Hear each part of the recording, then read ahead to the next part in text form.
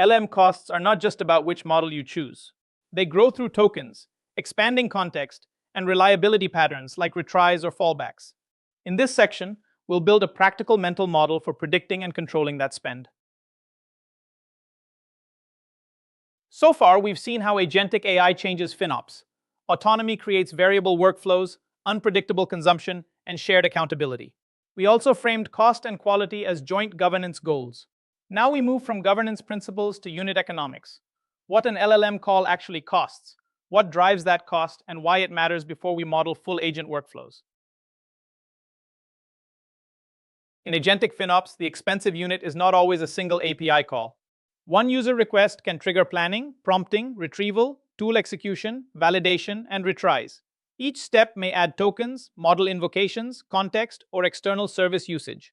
Small design choices like a longer system prompt or an extra validation loop can multiply across thousands of requests. To manage this, FinOps needs visibility beyond infrastructure. Costs must be traced by request, model, workflow, user, team, and ultimately the business outcome those actions support. Most language model builds begin with a simple unit, the token. A token is a chunk of text the model reads or writes. Input tokens include everything sent into the model: the user prompt, system and developer instructions, retrieved documents, tool results, and prior conversation.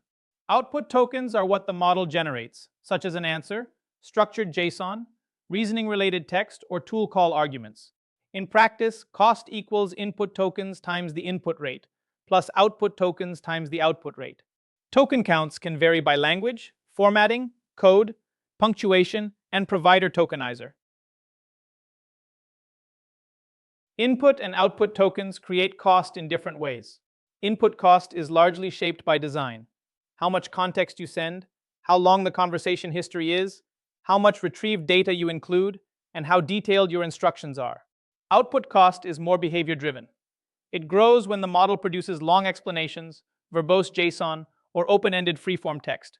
Many providers price output tokens higher because generation requires more compute. So the controls differ. Trim and select context for input, and set limits, formats, and verbosity expectations for output. Model selection works best as a portfolio decision, not a race to the biggest model. Frontier models are valuable when the task requires deep reasoning, nuanced instruction following, long context, or multimodal understanding. But many production steps are simpler. Classify this ticket, extract these fields, summarize this document, route this request. For those tasks, smaller or mid-tier models may deliver the best quality per dollar, often with lower latency. The governance question is not what is cheapest. It is what level of model is justified by the risk, value, and accuracy required for this step. Pricing is not always symmetrical. In many models, the words you send in cost less than the words the model generates back. That matters because a short prompt can trigger a long, expensive answer. The risk increases when users ask for detailed explanations, when the app retries responses, or when outputs must be structured as JSON. Keys, labels, nesting, and formatting all add tokens.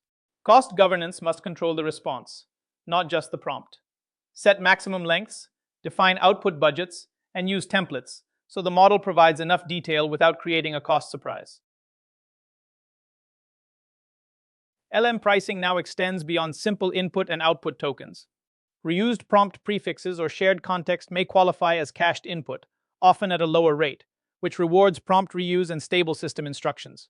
Batch inference can also reduce spend when latency is not critical, such as for offline evaluation, summarization, or labeling jobs. The complication is that every provider meters differently. Standard input, output, cached input, fine-tuned models, embeddings, and tool calls may all have separate rates. For FinOps, the goal is to normalize these patterns into one internal cost model and always verify current provider pricing. A larger context window is powerful because it lets the model work with longer documents, richer conversation history, and more supporting evidence. But capacity is not the same as necessity. Every extra token placed into the prompt adds cost, whether it is useful or not. The risk is that teams stop being selective. Instead of retrieving the right passages, filtering noise, or summarizing history, they send everything. Good FinOps practice tracks context utilization, how much of the window is being filled, why it is being filled, and whether that content improves the result. Prompt bloat usually builds slowly. A team adds another rule, keeps old examples, passes full conversation history, or retrieves documents without filtering. Each addition may feel harmless, but repeated on every request, it becomes a fixed cost. Slower responses, higher spend, and sometimes worse outputs because the model must sift through noise. Treat prompts like production assets. Review templates regularly. Version changes, set token budgets, trim redundant instructions, and measure whether examples or retrieved context improve results. The goal is not shorter prompts at all costs. It is relevant tokens only.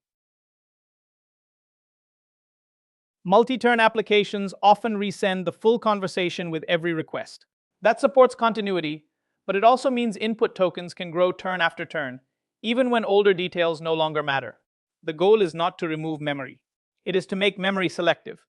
Keep a recent window for immediate context. Summarize older exchanges, retrieve only relevant facts, and score what is important enough to carry forward. Governance closes the loop by monitoring token growth per session and triggering compression or truncation before cost and latency climb out of control. RAG also has a token cost. After retrieval finds matching documents, every chunk injected into the prompt becomes part of the model's input context, and therefore part of the bill. The trap is assuming more context always helps. If top K is too high, chunks are too large, or overlap is excessive, you may pay for repeated or irrelevant text that distracts the model.